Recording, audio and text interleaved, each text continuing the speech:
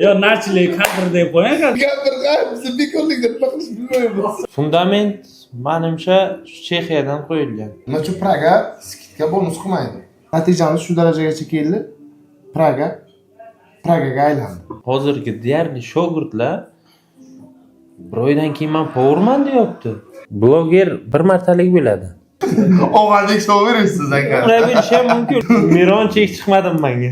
Biznes o'z yo'liga ketaveradi u. Bu rizqni Alloh beradi. Hozir bu gapingizga hozir javob beramiz bu-ku. Ayrim bir Yoqqandirki, yoqadigandirki kelyapti. Power xohlamaydi u klientni kutib turishni. negativga attitude yozgan odam o'zi ahmoq bo'lib chiqadi-da. Ularni borib ko'rish kerak. Uyga borasan, bachang uxlagan bo'ladi, ertalab turib kelasan, bacha ishlagan bo'ladi. Chunki Eng ko'p qo'limiz yuvadiganlar bular powerlar deb o'ylayman. O'sha negativlar ham kelib negativ qiladi-da, Shavkat. Siz 5 yil qolmaysiz. Yo'qdan qo'rqmang. 5 yildan keyin tanimay ekan bular demang.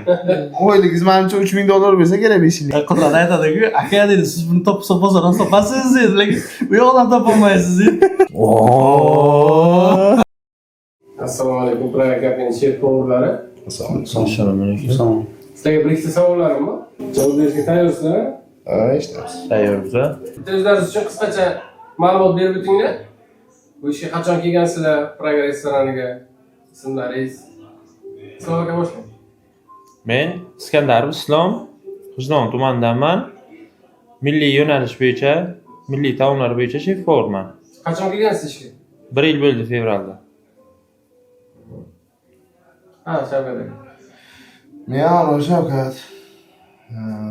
Европейский, yaponskiy kuxnya fast food bo'yicha chef powerman. Pragaga 2025-yil kelganman. Shundan berishasiz. Ha, shunday. Ha, aka siz. Men ismim Ahmed Muhammadovich. Men italyanskiy yo'nalish bo'yicha chef power. Asosiy yo'nalishim 2025-yil keldim Praga restoraniga. Shu jamoa bilan birga ishlab kelyapmiz.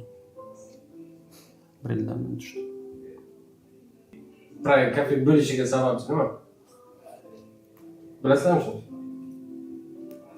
Chexiya Nima deb o'ylaysizlar? Sababi nima bo'lgan bu? Fundament menimcha Chexiyadan qo'yilgan. Chexiya poytaxti Praga, o'sha yerdan mehnat qilib fundamentni o'sha yerdan boshlaganlar. Shu sabab deb o'ylayman. Nima deb o'ylaysiz? Nima desam bo'ladi? Bizni akamiz Chexiyaga yaxshi yomon kunlarni o'tkazgan bo'lsalar, eng yaxshi kunlarni shu yerga olib keldilar. Praga deb nomladilar. Ahil jamoani yig'dilar. Xudoga shukr, hozircha birgalikda ketamiz. Yana davom etmoqchimiz. Men shu fikrlarga qo'shilaman. Variant yo'q, просто o'ylab ko'rmagan ekanman to'g'risi. Lekin Chexiya poytaxtligini bilaman. Chexiya poytaxti Praga. Yo'q, Pragani poytaxti Chexiya. Islom aka, Praga kafesiga kelishdan maqsadingiz, sababi qanday bo'lgan? Qanday kirib kelgansiz bu yerga? Esingizgami shu? Esingizgami kelgansiz? Praga kafega taklif tushganda buni yangi ochilgani, bu yerda yangilik qilib o'zimizni hunarni o'tkarib, ko'rsatib klientlarga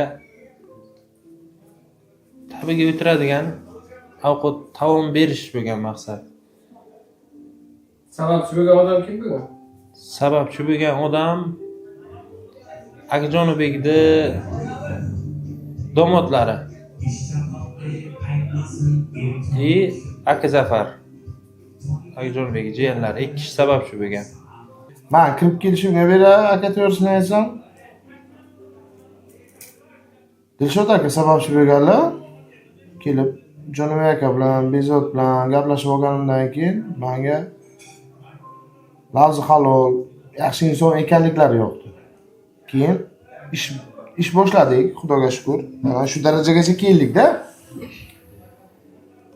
Nima desa bo'ladi? Shu paytgacha bironta gapimiz ham so'zimiz ham qo'shgani yo'q. Allohga shukr, klientlarni ham klient emas, bizlarning mehmonlarimizni ham rozi qilib kelamiz shu darajagacha. Nima desa bo'ladi?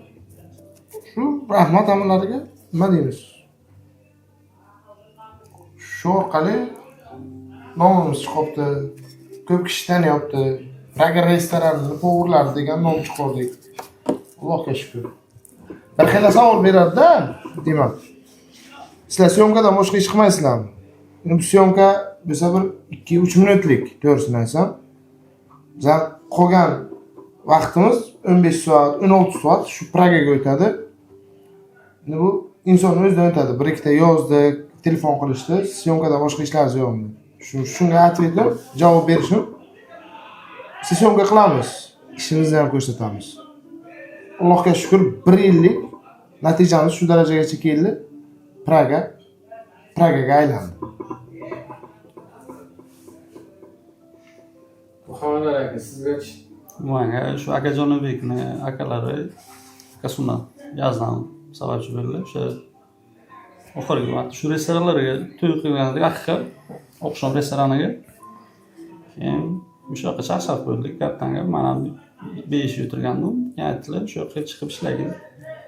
Baribir европейский hunar qilamiz, что будущее bor.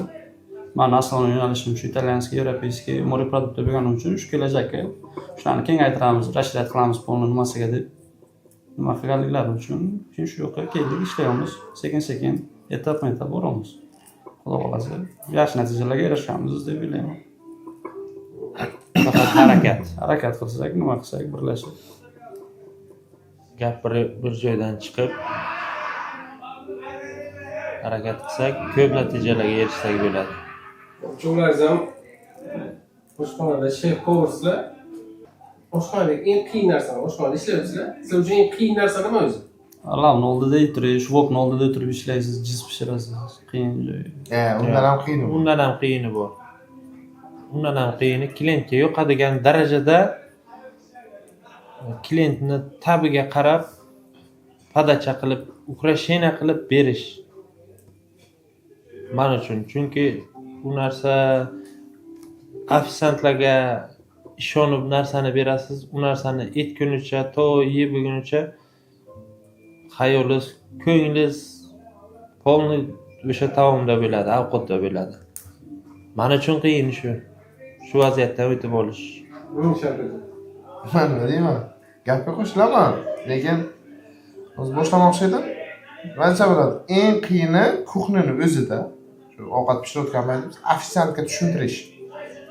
Chunki berilgan ovqat mehmonimizga borgancha o'sha biza tushuntirgan darajaga borishni xohlaymiz. Chunki ofitsiant har moment aytib qo'yishi, berishi, gapirishi mehmonga bizaga ham tegadi. Ovqatimiz ta'mini ham o'zgartiradi. Ofitsiant bilan powerni bir-birini tushunishi bu yerda katta rol o'ynaydi.